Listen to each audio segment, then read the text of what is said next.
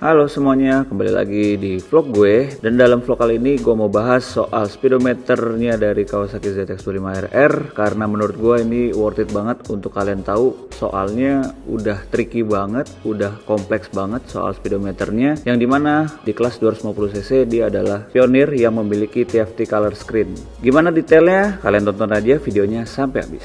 Nah ini dia guys, speedometernya canggih banget. Dan ini FYI untuk yang ZX25R ini sama yang double R, karena dia settingannya udah TFT color screen ya. Dia itu kalau misalnya sebelumnya, kalau misalnya kalian nyalain lampunya ini nggak langsung nyala.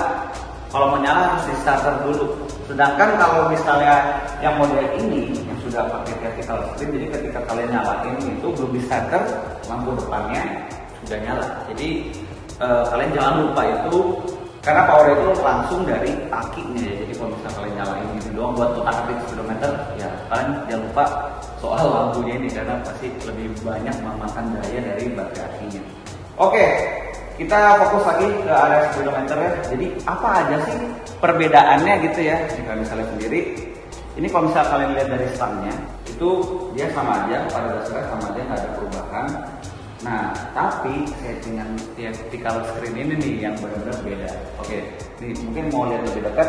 Jadi di sini keterangannya ada gear indikator. Road ini adalah riding mode-nya ya. Kawasaki ZX25RR dan yang single R itu dia punya 4 riding mode. Lalu di sini indikator bar bensin, di sini masih ya kedap-kedip gitu. RPM-nya udah full digital juga ya guys. Jadi di sini mentoknya sampai 20.000. Buset, ngeri banget. Sorry, RPM redline-nya sampai 18.000 ya. Jadi napasnya panjang banget kan. Kebayang kan kenapa dia kalau misalnya digeber, kalau udah ganti knalpot, dia suaranya melengking banget karena memang jenis engine itu adalah screamer engine. Lalu di sini kalau misalnya kalian mencet tombol ini yang atas dipencet kayak sekali gitu, ini akan merubah si trip A-nya nih. Kalian bisa lihat trip A, trip B, lalu ada odo. Terus kalau misalnya kalian mencet yang bawah ini, itu dia merubah ke settingan yang bawahnya ini, average kilometer per liternya, range-nya, terus rata-rata kecepatannya berapa, total time. Ini kayaknya total time waktu ini kali ya, riding kali ya, kurang lebih seperti itu. Terus informasi baterainya 12,1 volt. Dan ini kilometer per liternya. Udah gitu doang sih. Terus di sini ada settingan jamnya, itu juga bisa dirubah. Ini speedometernya ya, indikator speed, netral, lampu sen. Jangan lupa di sini juga udah ada hazard gitu kan. Terus klakson kita dengerin, jangan kaget ya. Wow, ya normal lah, sama kayak yang ZX25 sebelumnya. Indikator ABS, terus ini ada indikator bensinnya juga. Untuk ngerubah riding mode-nya, nah ini gue tadi udah sebelum gue start video ini gue belajar dulu settingan motornya ini kayak gimana, karena gila men, ZX25RR ini dan yang single R itu makin lama kayak makin canggih, jadi kayak bener-bener berasanya kayak vibes-nya moge banget. Nah nih, jadi teman-teman kalau misalnya mau ganti riding mode-nya itu caranya gampang, cuma tinggal pencet ini, tapi bedanya ini ditekan nih, tarik ya. Mungkin bisa deketin nih riding mode-nya, kita pencet, ditekan, nah dia berubah jadi sport ya. Sport ini dia adalah mode yang paling agresif gitu ya. Tadi ada sport, ada road, terus ini bisa pencet juga ya, jadi kalian mau pencetnya bisa atas bisa bawah.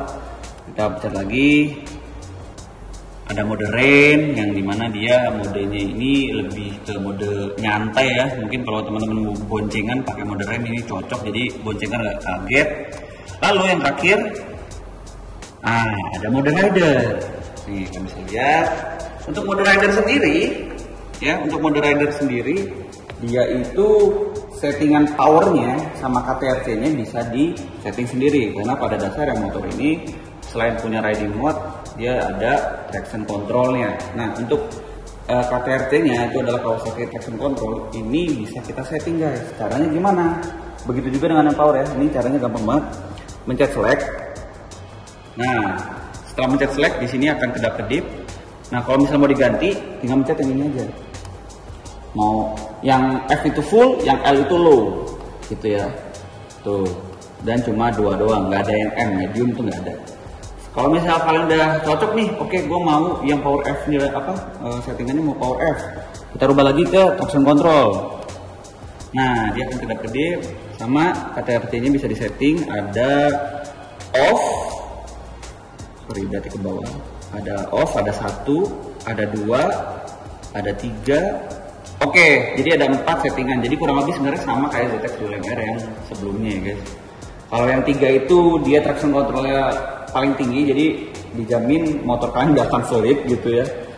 Kalau yang 1 itu dia yang minim traction control. Biasanya sih kalau orang yang demen main di sirkuit itu di offin gitu, karena biar bisa nge-slide gimana gitu kalau misalnya digas ya kan. Kalau misalnya udah oke, kita select lagi.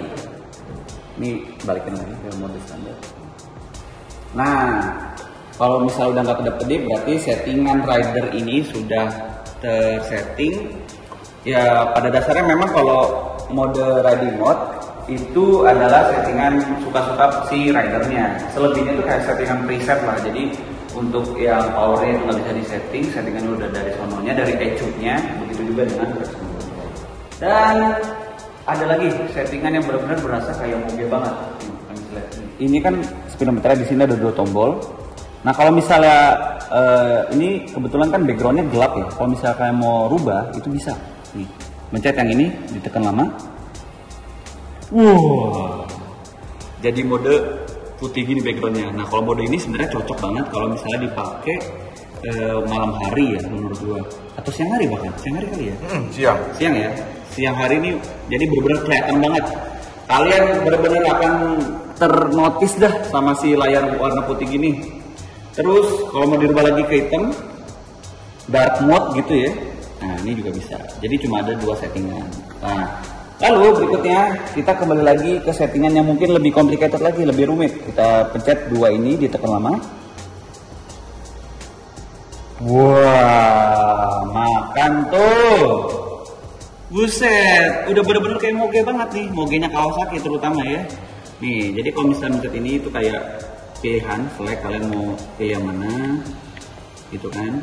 Kalau ini adalah tombol pilihannya, jadi tombolnya untuk speedometer ini nggak di stang lagi, melainkan langsung di sini semua ya. Nah, misal vehicle setting kita pilih, pilih. Nah di sini kalian bisa lihat ada shift lamp. Ini kita bisa setting on atau off. Kalau misalnya di off, kalian bisa setting HRPM-nya, batasnya itu segimana. Ini kalau misalnya ini gue cekin dulu, pilih lagi.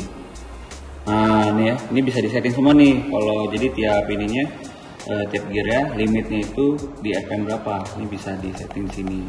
Gitu ya. Ini untuk yang shift lampnya. Jadi kalau nyalanya di RPM 6500 misalnya, dia akan nyala sendiri. Adalah. Gitu. Ya mencet itu, ini kembali itu mencet ini 3 detik.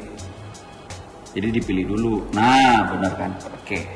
Terus di sini ada display. Display itu jadi kalau misalnya kalian lihat wallpapernya si JTEK kan yang tadi itu ya. Nah ini sebenarnya bisa dirubah dan ada 2 tipe. Nah ini yang tipe pertama, kita rubah ke tipe kedua deh biar lebih racing. Nih yang tipe pertama gini kan, pilih.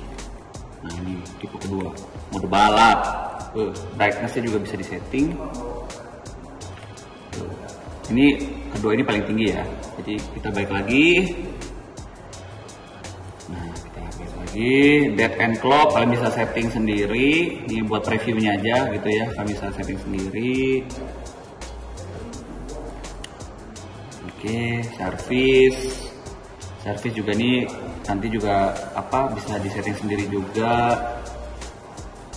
Kapan harus ganti oli, Bluetooth. Nah ini juga salah satu fitur yang baru juga di ZX25R. Jadi kalian bisa konekin motor kalian ini ke smartphone kalian. Berarti ada aplikasinya nih guys. Nanti akan gua kasih tahu juga. Nah ini kalau misalnya di on ya, di on dulu.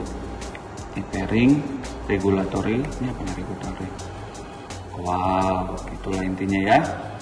Keterangan Bluetoothnya kali.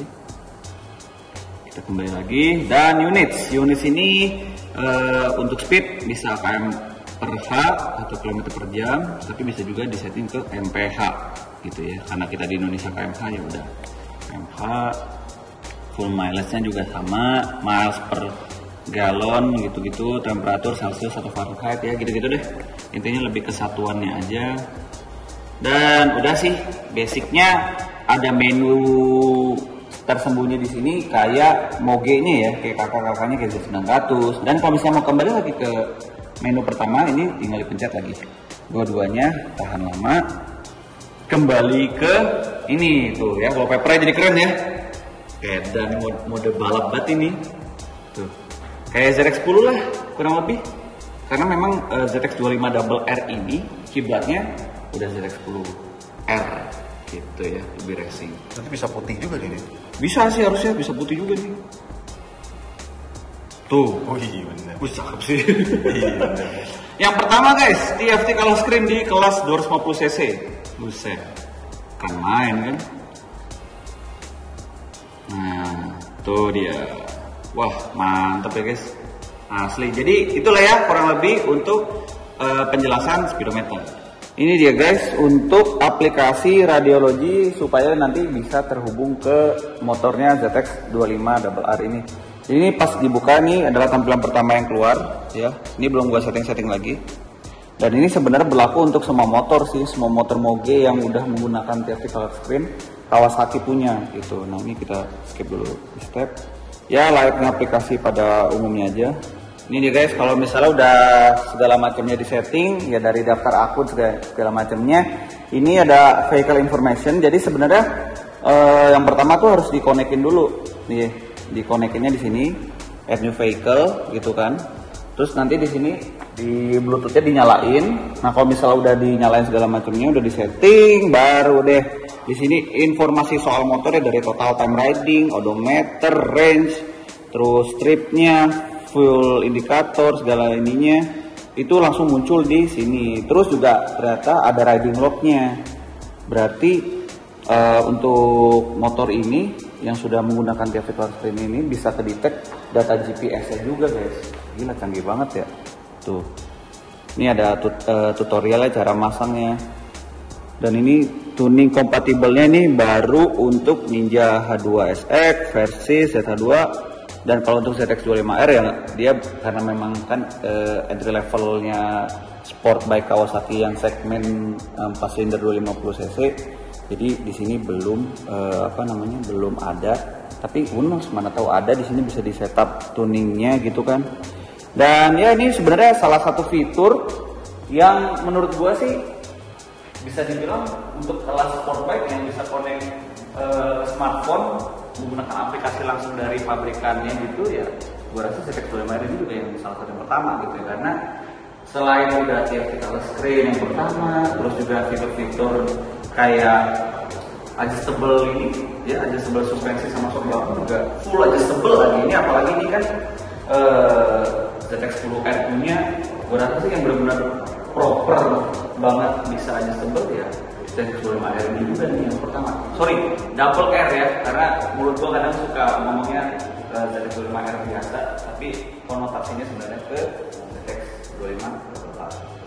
Gila sih, canggih banget ya.